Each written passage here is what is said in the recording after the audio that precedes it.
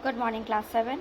We have started with the chapter New Kings and Kingdoms, and we have done more than half of the chapter in the previous two classes.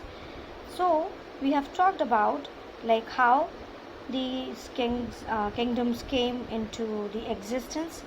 Obviously, nowadays you don't see kings and queens roaming about here and there, so it was altogether a different scenario. Then we have talked about how the new dynasties emerged, and it was different from the past where only Kshatriyas were the rulers or the kings. Then we saw there was one ritual which was to be performed, that was known as Hiranyagarbha, for rulers of other religion, or other caste, and after that performance they could also ascend the throne. Then we have talked about how the administration was done. Different types of taxes were taken from the people for the maintenance, and those taxes were used for making the temples and all. We have talked about prashastis and land grants. Prashastis were written by for the king by the intellectual Brahmins, but most of the time it was depicting the valor and the bravery of the king, and you can say sometimes they were not very true. Then we have talked about the land grants.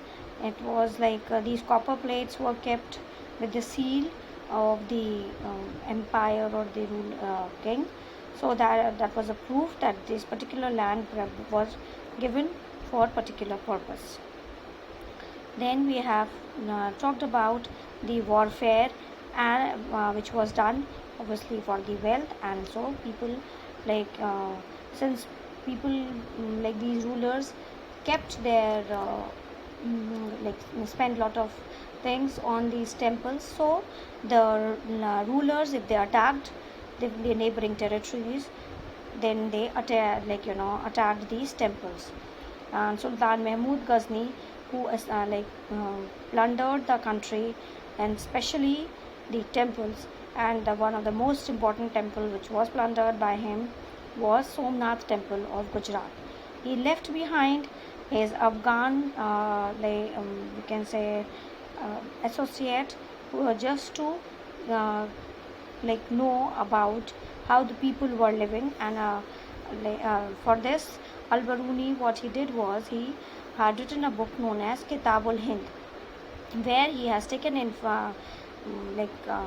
ideas, or he has got an idea how people lived from the Sanskrit scholars. Then we have talked about the Cholas, how they came into existence, and the important king Raja Raja Chola and Rajendra I, who were the important rulers of Chola dynasty. We have talked about the temple, the sculpture, and this style of temple is something which you can see in south if you visit those areas. These sculptures were also made. Sometimes it was for of deities, but sometimes it was for of normal people or the devotees as well. Then agriculture and irrigation. Many of the achievements of Cholas were made possible through new developments in agriculture. Look at map 2 again. Notice that river Kaveri branches into several small channels before emptying into the Bay of Bengal.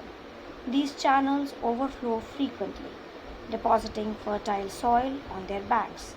Water from the channels also provides the necessary moisture for agriculture, particularly the cultivation of rice. So rice was cultivated in south, and for that this land was very good.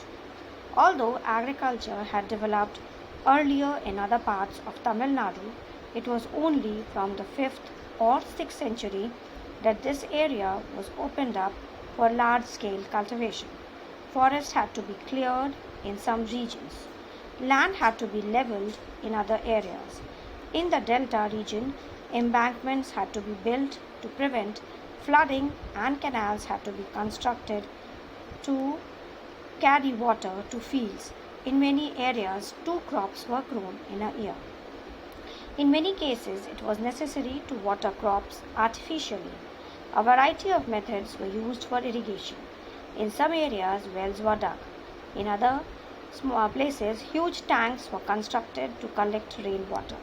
So you can see that people in those times were aware that the rainwater harvesting is important. Remember that irrigation works require planning, organizing, labor, and resources. Maintaining these works and deciding on how water is to be shared.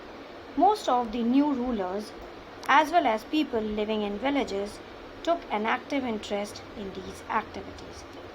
The administration of the empire. You can see a 9th century sluice gate in Tamil Nadu. It regulated the outflow of water from a tank into the channels that irrigated the fields. A sluice gate is traditionally a wood or metal barrier which is commonly used to control water level and flow rates in the rivers and canals. So you can see this.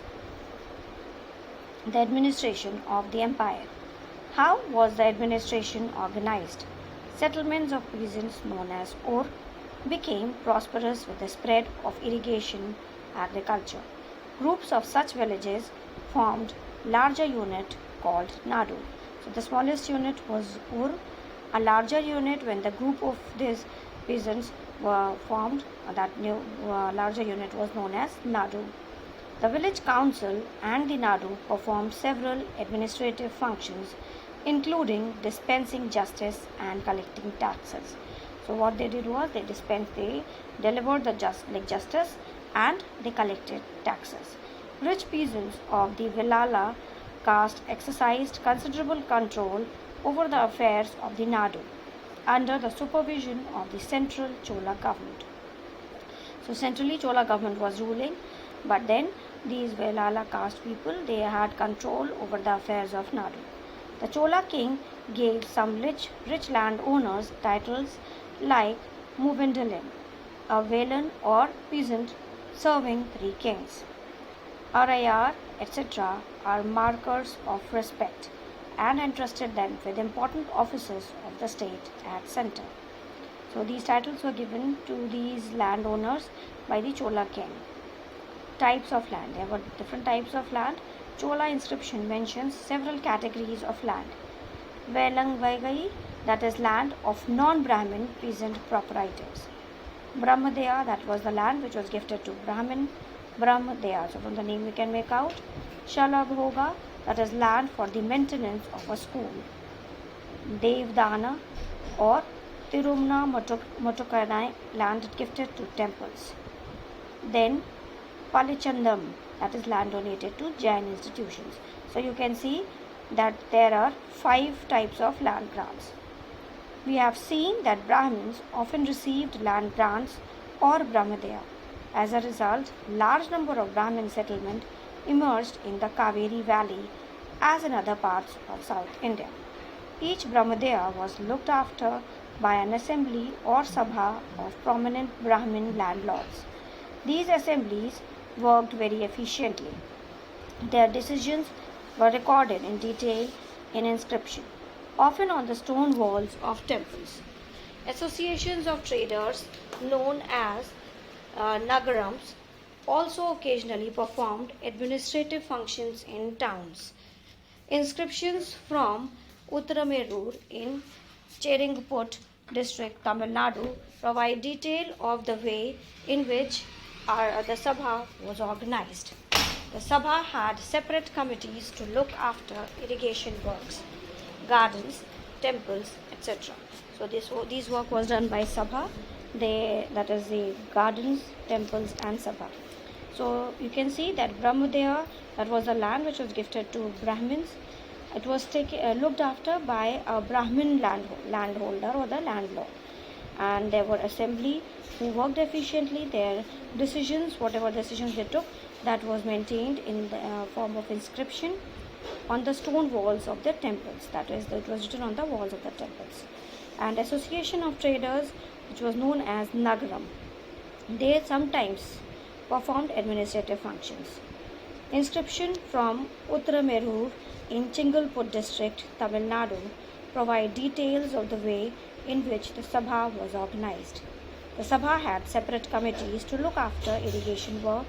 So there were different committees, like one was for the purpose of looking after the irrigation, some looked after the temples. Names of those eligible to be members of these committees were written on small ticket of palm leaf. These tickets were put into an earthen pot, from which a young boy was asked to take out the tickets one by one for each committee. So you can see this is like a game which you people also play, right? Inscriptions and text. Who could be a member of a Sabha? Now, there were certain eligibility criteria for being a member of Sabha. The Uttaramerur inscription that says that all those who wish to become the member of Sabha, they should be landowners from which land revenue is collected. That means they should have a land from where they were submitting the revenue. Then they should have their own homes. They should be between 35 and 70 years of age. They should have knowledge of the Vedas. They should be well versed in administrative matters and honest. So you can see how many first of all there is an age factor that they should be between 35 to 70. They should have their own home. They should have a land, and there was a condition that they should be paying revenue of that land. They should be very well aware of the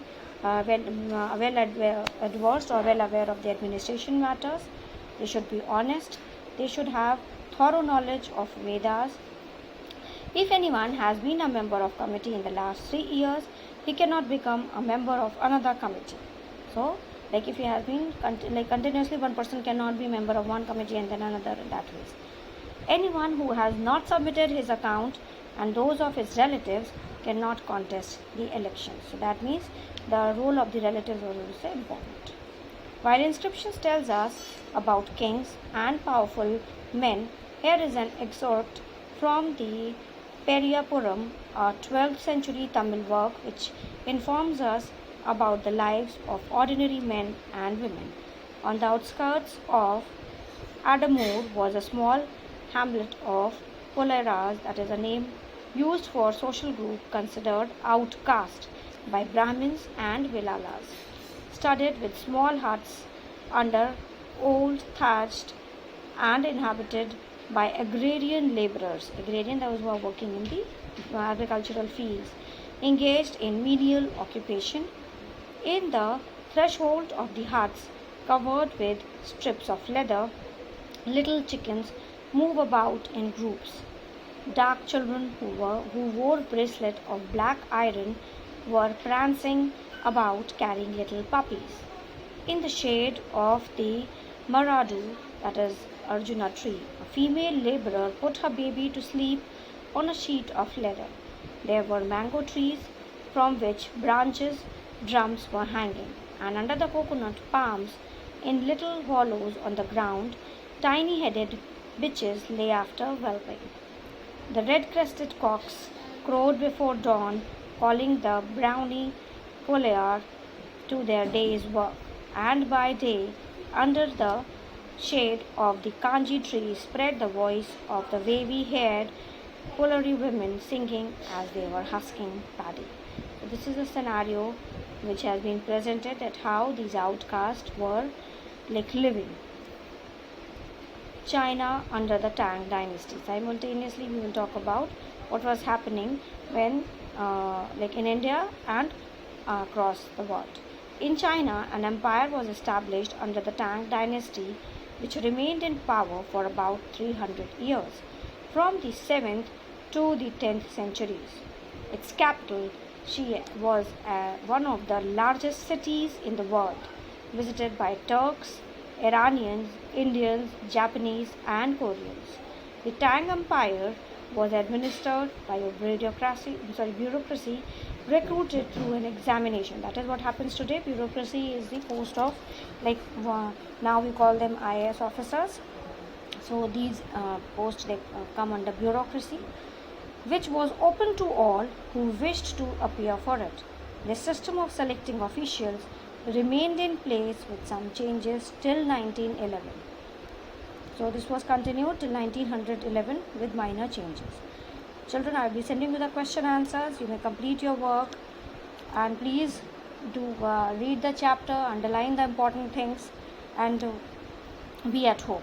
Take care of yourselves. Thank you, class.